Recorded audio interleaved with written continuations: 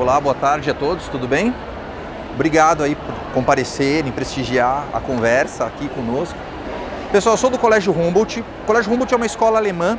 A Alemanha tem cerca de 140 escolas no exterior. Uma delas é o Colégio Humboldt aqui em São Paulo. A gente fica em Interlagos, ali na Zona Sul, perto da represa. E é uma escola de 108 anos. E é um desafio muito grande para uma escola tão tradicional trabalhar com questões de tecnologia. Mesmo sendo uma escola alemã, que é uma cultura que todo mundo assim, relaciona diretamente à tecnologia, criar esse link, essa conexão com essa perspectiva da inovação, sem perder o que a gente construiu o que foi construído pela escola durante 108 anos, é sempre um desafio. Então a ideia aqui é trabalhar com vocês o tema desafios na implementação de projetos digitais, tá? Então é um olhar assim sobre aquele agir concreto, porque assim, a gente sabe que tem um monte de desafio, mas o que eu deveria fazer para vencer essas barreiras?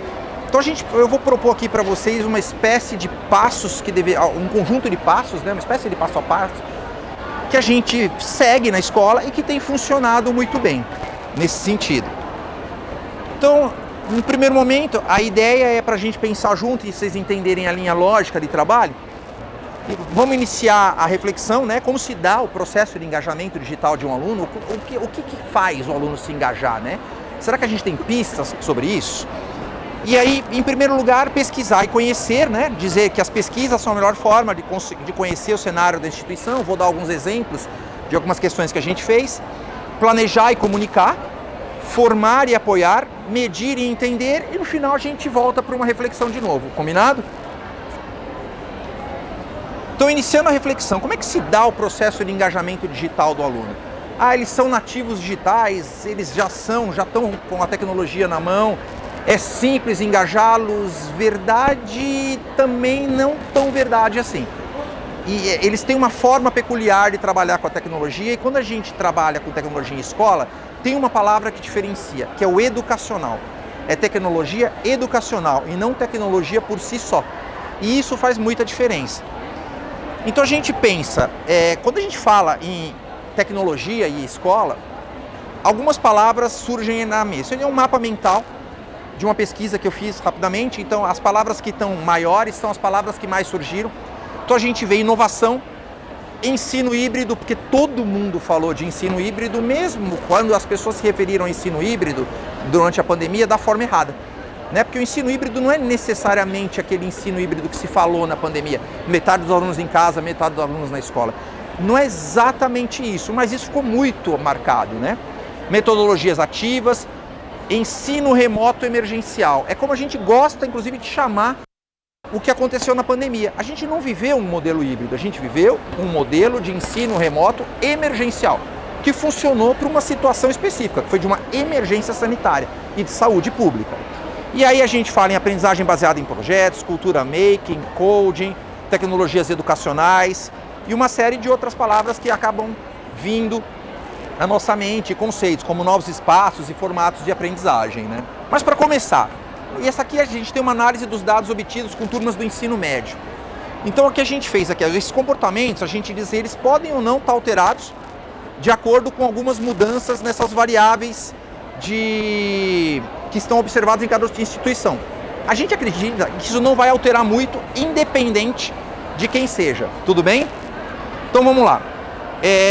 Imagina o seguinte, se você não envolver o professor, sabe o que vai acontecer? Vai acontecer o seguinte, 37,5% dos seus alunos nunca vão acessar aquele recurso. Outros 37,5% vão acessar só uma vez. Eles vão acessar, vão ver do que se trata e nunca mais vão voltar. E você vai ter 25% dos alunos acessando entre 50% e 75% do potencial que aquela ferramenta poderia atuar no desenvolvimento deles. Ou seja, se você tiver sorte, você vai conseguir aí uns 25% de êxito, e a gente está falando de investimentos que muitas vezes são altos, né? Aí a gente pensa assim, e se eu envolver o professor? Bem, se eu envolver o professor, a coisa muda muito. 61,8% dos alunos vão acessar 100% daquilo que tem. 11,9% vão acessar mais do que 76%. 5,1% vão acessar entre 50% e 75%. Aí você tem aquela turma que não importa o que você faça, vai ser sempre difícil acessá-los, né? Então assim, menos de 49%, 9,3%, e tem 11% de alunos aí que nunca vão acessar, num primeiro momento. A gente acredita que esse número ainda pode ser melhorado. Essa curva de engajamento, ela tem uma curva de tendência também, né? Então a gente diz assim, ó, a curva de tendência, se você envolver o professor, é passar de 80% de engajamento. Em compensação, se você não envolver o professor, da porta para dentro, a aula é dele, e você não tem controle, entre aspas, do que ele está fazendo, né? Aí cai para 0%. Ninguém vai se envolver com o uso daquela tecnologia. Mas o que significa envolver e não envolver o professor, né? Então, para vocês entenderem melhor, um professor envolvido é aquele que vai lá, vai abrir o recurso, vai mostrar como funciona, vai explicar para o aluno que aquilo vai ajudar no desenvolvimento dele, vai passar uma outra atividade envolvendo aquele recurso, vai cobrar que o aluno participe daquilo, e depois, com o tempo, você vai perceber que os alunos vão passar a usar por conta. A gente usou durante muito tempo uma plataforma digital, onde a gente falava para os professores assim, eu não tenho o gráfico dela aqui agora, mas a gente falava para os professores assim, olha, comecem usando junto com os alunos, o tempo todo. Num determinado momento vocês param e deixam que eles usem. Então a gente via que tinha a curva de usabilidade dos professores, ela ia subindo, subindo, subindo, a dos alunos ia subindo junto. Num determinado momento a gente via que os professores começavam a deixar de usar esses recursos com tanta frequência, mas a curva de uso dos alunos subia. O que significa que eles já entenderam que aquilo traz vantagem, eles já entenderam que aquilo vai ser cobrado, eles já entenderam que aquilo faz parte do momento da aula. E ao mesmo tempo desenvolver competências e habilidades que fossem cognitivas e socioemocionais, porque no fundo a gente tem que estar lá para desenvolver os alunos em tempo integral, né? A gente começou em 2019 com turmas de nonos e décimos anos. Em 2020, durante a pandemia, a gente começou com o 8º ano. Quem era nono virou décimo, quem era décimo virou 11º. Em 2021 a gente puxou para o 7º ano, e aí a gente já tinha quem era 11º indo para o 12º. E dali em diante a gente tem um Chromebook por aluno para cada aluno a partir do 7º ano. Por que não a partir do 6º ano? A gente não acredita que eles ainda desenvolveram a consciência para levar um equipamento para casa, para trazer, para cuidar. Um equipamento desse, daqui 4 anos, ele virou peso de papel, né?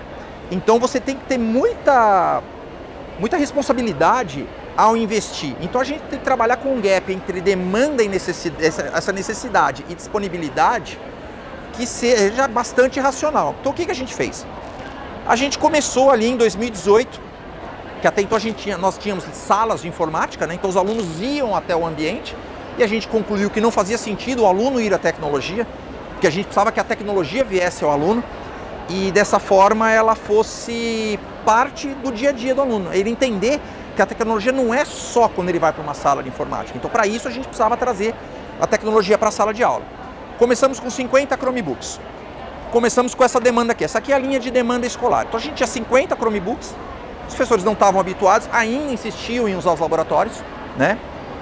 Esses laboratórios continuaram existindo até 2019, tá? A gente já desligou os laboratórios, já não existem mais. Então estamos ali com 50 Chromebooks. Vocês percebem que a linha de demanda vai surgindo. Chega um momento em que os professores começam a perceber, esse gráfico é real, tá? Os professores começam a perceber que sempre que eles vão pedir, em algumas vezes não tem disponível. Então fica ali naquele limite entre peço ou não peço, peço ou não peço, até que eles assumem. E aí chega uma hora que eles começam a pedir, mas você nota que isso aqui muda. Ou seja, eles começam a desistir de pedir equipamento. Por quê? Porque não tem equipamento. E aí se você prepara uma aula, mas você não tem o equipamento disponível, você perde a aula que você preparou. Você tem que partir para um plano B. E isso é ruim e você precisa resolver. Esse é o momento em que você entra com mais equipamento. Volta com esses equipamentos, isso volta a acontecer aqui, e aí a gente percebe com mais 30 equipamentos, partindo a ter 80 deles, na verdade eram 77, se eu não me engano, a gente começa a perceber que a gente estava em busca de um caminho que não tinha mais volta. Ou a gente desacelerava o uso, ou a gente mexia nisso. Então, em abril, entre fevereiro e abril, a gente entra com o projeto de um Chromebook por aluno, que já estava desenhado no início do ano. As famílias já haviam sido comunicadas. E aí a gente parou de medir essa curva a partir dali de demanda, porque aí eles param de pedir, ela meio que se estabiliza por aqui, a curva de demanda, né? Por aqui, mas, porque assim, na verdade esses equipamentos continuam existindo. Então a gente para de ter uma grande busca, porque parte dos alunos que usavam esses equipamentos agora tem cada um o seu, né? Então fica mais fácil de gerenciar todo esse fluxo de uso de equipamento.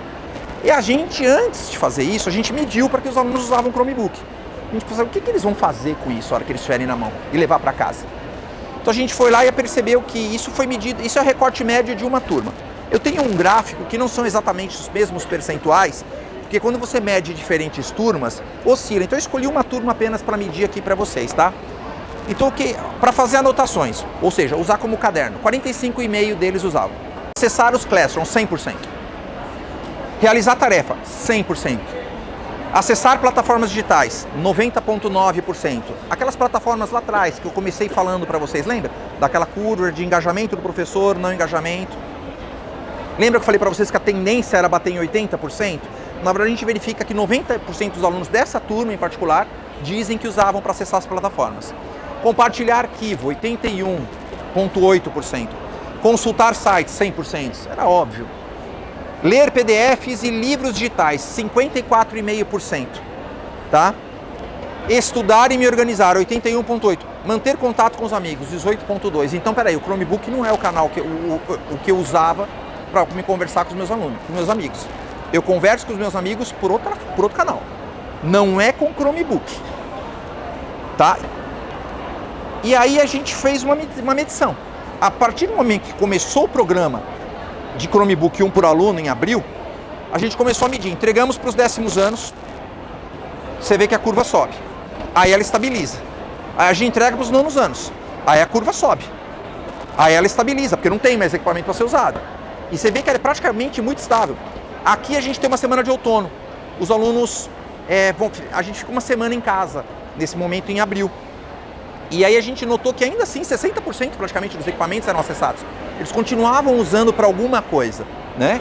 E depois voltava com praticamente total uso dos equipamentos. E aí aqui eu estou contando equipamentos, 77 compartilhados e 150, que eram aqueles 80 quase que eu falei para vocês, né? No 77.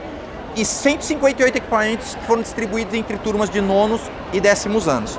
Ou seja, quase 100% do parque da escola sendo usado. Então, quer dizer, deu certo a medição. Mas a gente precisa continuar medindo. Hoje, com 711 equipamentos no parque, a gente tem esse fluxo. Em abril cai, mas não cai total. Ou seja, eles continuam usando, a gente, com várias turmas, né, com 7º, 8º, 9º, 10º, 11º e 12º ano. Aqui férias. Aqui foi quando a TI fez uma ativação para estressar a rede com os equipamentos que estavam lá, né? Então foram 200 e poucos equipamentos, então esse pico é explicado aqui em julho. E depois voltamos com os alunos, já nessa semana já começa, você vê que a curva já começa a crescer bastante aqui, né? Aí você fala para mim, você tem 711 e aqui você tem só 600. Sabe o que acontece? Eu tenho 111 equipamentos, que são uma geração de Chromebook que tem 2 megas de memória. Então os professores começam a evitar usar esse equipamento, porque em alguns casos ele não dá conta. Então tá na hora da gente substituir esses equipamentos. Porque você vê que a curva abate o tempo todo. Ó. Tem vários períodos onde a gente esbarra e as pessoas desistem e voltam, né? Então o segundo ponto é, depois que você mediu, que você conhece a instituição, vamos planejar e vamos comunicar. Como a gente faz isso? Ó, imagem e matriz conceitual é uma forma muito eficiente de organizar e comunicar as informações. As pessoas são muito visuais. Às vezes você fica um tempão explicando, mas às vezes você coloca um negócio assim, a pessoa entende muito rapidamente. Então algumas das nossas matrizes estão aí, né? Então o trabalho com uma da área de tecnologia, ele está focado basicamente em 3 eixos, que é currículo de tecnologias educacionais e mídias, metodologias ativas e competências socioemocionais, plataformas digitais e inteligência de dados. E ao redor disso a gente opera com 3 eixos, né? Alfabetização científica, educação matemática, que é matemática dentro de uma perspectiva mais humanística, né? Não dentro de uma perspectiva técnica, mas de uma perspectiva de como a gente vai abordar a matemática, né? E linguagens, mais especificamente leitura e escrita. E a gente entende que existem pontos de concepção, né? Um deles são as práticas MINT e STEAM. Nós somos uma escola reconhecida pela Alemanha como uma escola que trabalha de forma integrada ciências da natureza, tecnologia e matemática, então a gente tem essa certificação deles. O MINT é o STEAM alemão, é como eles chamam ali, né, a sigla em alemão. Um dos eixos no nosso MINT é a cultura maker, que tem uma série de outros eixos aqui.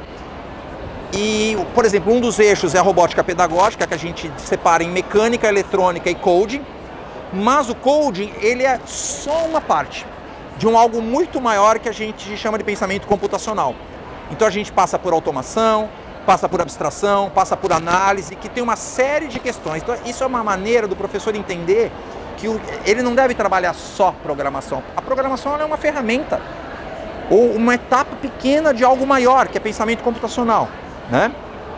E aqui algumas matrizes que a gente tem para trabalhar com estéticas digitais e trabalhar com linguagens e interpretação e argumentação, né? Então a gente trabalha ali com as questões das estéticas digitais, música digital e alguns projetos que estão em desenvolvimento pela escola ainda, né? Aí a gente paralelamente criou um currículo, né? Por exemplo, que é o currículo de tecnologia e mídias, né? A gente separou esse currículo em 5 eixos, né? O primeiro é hardware, softwares e redes, análise, o segundo é análise, consciência e decisão, que é a maneira como o aluno recebe as informações do mundo.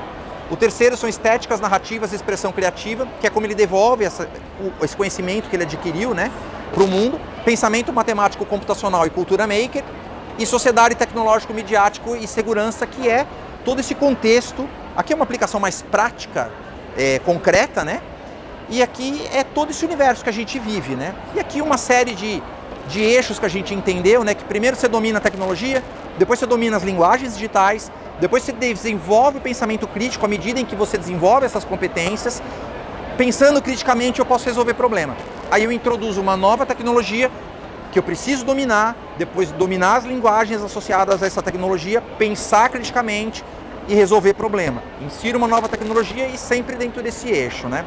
Essa é uma matriz que a gente construiu internamente dentro da escola. A gente colaborou e participou da construção da matriz aprovada agora pelo Conselho Nacional de Educação e pelo MEC, que é não sei se vocês sabem, mas foi aprovada uma nova área, que é a área de computação. Então a gente trabalhou na construção daquela matriz também, junto com outras pessoas, né? Então se você for lá na norma, ali vai estar lá o nome da escola, tudo direitinho, que a gente colaborou com a construção desse material, né? Mas mesmo com aquela matriz na mão, é bom lembrar que BNCC não é currículo. Ela é orientação para construir um currículo. Então eu preciso adaptar aquele currículo ao que eu quero como objetivo. Por isso a gente redesenhou os eixos, né? E aí a gente criou agora uma matriz que está em desenvolvimento, né? Que é a integração entre pensamento computacional e pensamento matemático. A gente vai alterar agora a grade da escola, está em estudo, né? Alterações de grade para o futuro, né? Então a gente determinou aqui alguns conceitos, né, dentro do pensamento computacional, como pensamento lógico, decomposição, reconhecimento de padrões, abstração, algoritmos, automação, teste, depuração, simulação e modelagem, criatividade, inovação e colaboração. A gente acredita que com tudo isso desenvolvido, o aluno vai conseguir trabalhar, mas aí a gente tem todos os exemplos de como vai trabalhar. E o que nos importa, especialmente, como conectar isso com o pensamento matemático, né? Então tem ali as conexões, como elas podem ser feitas com a matemática e tópicos mais específicos que poderiam ser conectados. Então isso aqui, como a gente ainda está revendo, desenhando, então eu optei por um pouquinho embaçado aqui, porque pode ser que algumas coisas mudem aí no meio do caminho, tá? Mas aí, depois quando a gente propõe tudo isso, eu preciso formar as pessoas. Só que não basta eu formar, eu preciso apoiar, né? Então um bom programa de formação e acompanhamento é a melhor maneira de fortalecer as equipes. Então a gente foi lá, fez uma medição de que ponto daquela escala Summer, né? Substituição, ampliação, mudança total e ressignificação, né? Cada professor estava. A gente mediu alguns, tem muito mais professores aqui no meio do caminho. Fizemos essa medição, perguntávamos para a pessoa aqui é onde ele estava e aqui é onde ele achava que ele estava. Então a gente percebia que tinha muitas pessoas que já estavam avançadas, mas eles ainda achavam que eles ainda não haviam se desenvolvido. Então isso é importante. E eventualmente você tem um outro que acha que está lá na frente quando ele está lá para trás, né? E aí a gente começou com um projeto de formação, né? Então incentivar. O que é importante a gente ver aqui? É quando você começa com um projeto de formação, você tem que participar. O seu professor tem que ver você ali dentro. Então eu tenho que estar ali, a vice-diretora tem que estar ali, a coordenadora tem que estar ali, o coordenador de esporte tem que estar aqui. A gente tem que estar junto com o professor. Falava, olha, cara, é assim que a gente deve fazer. Mas não basta a gente aplicar a formação. Até porque na hora da formação ninguém tem dúvida. Os problemas começam quando ele tenta aplicar aquilo no cotidiano dele. E para isso, eu preciso apoiar. Então a gente pesquisa ali, ó, gente, lembra? Conhecer as pessoas, pesquisar? Qual o melhor dia da semana para você ter encontro com a gente se você tiver dúvida? Então a gente percebe que terça-feira era um bom dia. Metade das pessoas podiam. E qual horário? Entre 14h10 e 14h55. Então a gente tinha 2 momentos, entre 9h05 e 9h50, que era muito bom para as pessoas. Então a gente procurava deixar a equipe meio que preparada para receber pessoas nesse horário, né?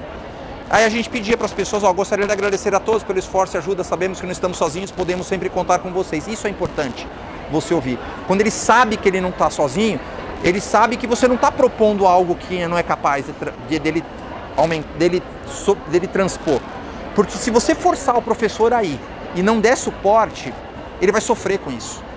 Ele vai se sentir incapaz, ele vai desanimar e isso é quase que uma crueldade. Porque eu submeti a pessoa a uma realidade que ela claramente não é capaz de enfrentar. Então é minha responsabilidade ajudar essa pessoa a superar o obstáculo que eu coloquei para ela. Então a área de tecnologia tem que fez, a pessoa responsável pela formação, né? Às vezes a gente tem uma formação que foi feita junto com um parceiro de uma plataforma específica, então, introdução ao uso da plataforma Árvore de Livros. Tinha alguém com muita dificuldade na época, então a gente montou uma pessoa da TE, assessor junto com eles, uso de ferramentas Google Forms e dúvidas sobre a plataforma, Gmail e dúvida. Então ele foi marcando tudo o que aconteceu. E uma professora em particular que precisou de muita coisa. Então a gente precisou de um encontro com ela para falar sobre introdução ao Classroom, Meet, agenda e e-mail. Um para falar sobre atividades no Matific, outro para falar sobre atividade no Matific e como detalhar melhor a plataforma. Então a gente falou 2 vezes com ela sobre isso. Primeiro, sobre como a plataforma funcionava e depois precisamos retomar com ela e tá tudo bem. Você precisa retomar 10 vezes, tem que retomar 10 vezes. Porque é assim que a gente espera que eles façam com os alunos, não é? Então a gente tem que fazer o mesmo com eles. Uso das salas de temáticas, blá blá blá. Então a gente foi montando tudo isso dessa forma, né? E aí a gente volta para medir e entender. Então a gente precisa de dado estatístico para acompanhar e ter certeza de que a gente está no caminho certo. Então esses dados, eles são de fato a melhor maneira de acompanhar e entender o panorama. A gente precisa saber se a gente fez tudo isso, mas se a gente está andando pelo caminho certo, não é mesmo? E aí a gente começa a extrair dados. Então esse dado é de um momento específico da escola, tá? Não é tão atual quanto parece, mas eu mantive ele mesmo assim. Então a gente mediu ali posts de alunos versus posts de professores e era isso mesmo que a gente imaginava, tá? A interação maior do professor com o aluno é em sala de aula. Então não espera uma interação muito alta de aluno. Um ou outro vai optar por mandar uma pergunta ali por dentro. Talvez ele não se sinta à vontade de perguntar na sala de aula. E aqui ele tá protegido do julgamento que ele acha que ele vai receber do amigo, não é mesmo? Então a gente sabe, então a gente tem ali 1.113 posts, a gente vai medindo os picos, né? Aqui a gente tem o programa de livros digitais, né? Então os nossos livros digitais estão ali na plataforma Essia, são livros da FTD e da Moderna, né? A gente conseguiu com o pessoal da FTD uma mudança de modelo de negócios, de modelo comercial, para que a gente pudesse embarcar os títulos deles por uma outra plataforma que nos soava mais estável, que era a Essia. Eles foram super receptivos conosco, foram pessoas assim maravilhosas nesse sentido, nos apoiaram nessa transição e aí com isso a gente não adotou a forma em detrimento do conteúdo. Isso é importante. O digital é uma forma, mas o que importa é o conteúdo. Então, professor, escolhe o livro que você quer. A gente vai tentar botar ele no formato digital. Se o formato digital não atender ao seu conteúdo, você fica com o conteúdo, porque me importa o conteúdo. Por exemplo, a geografia não funciona. Você vai trabalhar com escala, não dá para a criança botar uma régua na tela do computador. A gente passou por essa experiência. Então a gente optou por, em geografia, no ensino médio, manter o livro impresso. Então a gente foi seguindo e a gente foi medindo a usabilidade dos diversos anos com os livros e vendo os engajamentos de uso dos alunos. É importante saber, aqui férias, tá? Então a gente começa a saber se eles estão usando ou não os livros, né? Porque eu quero saber, para que um aluno usa o livro? Sabe que eles usam os livros? Ah, mas não usa porque é digital. Não, talvez eles não usem porque eles não usam o livro mesmo. Talvez eles tenham que ser ensinados a usar livro didático. Aqui alguns dados que a gente usou no Matific, tá?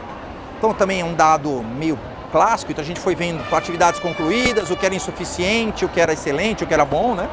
Como é que a gente pode garantir o aumento do engajamento de professores e alunos? Porque é isso que importa. Então a gente tem que pensar em várias coisas para isso. Não vai existir uma resposta exata, porque cada instituição vai ser a gente tem que conhecer o modelo de cada uma, mas vamos pensar em desenvolver habilidades e competências, não é nenhuma novidade, trabalhar com inovação, mas de forma contextualizada. A inovação pela inovação não vai funcionar.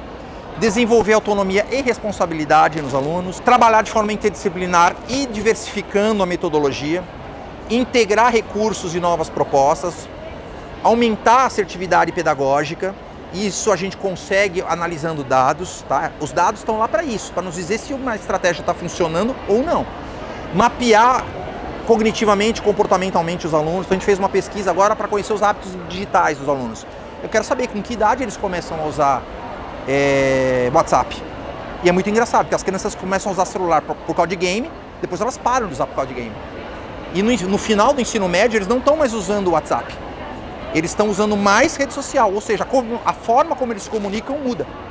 Só que isso coincide com uma série de outras questões que a gente vai abordando em escrita. A gente tem uma plataforma que analisa todos os dados estatísticos de escrita. Então eu sei dizer, por exemplo, quantos por cento dos meus alunos estão ruins em vírgula. A gente tem esse dado específico na plataforma, é uma plataforma chamada Redigir.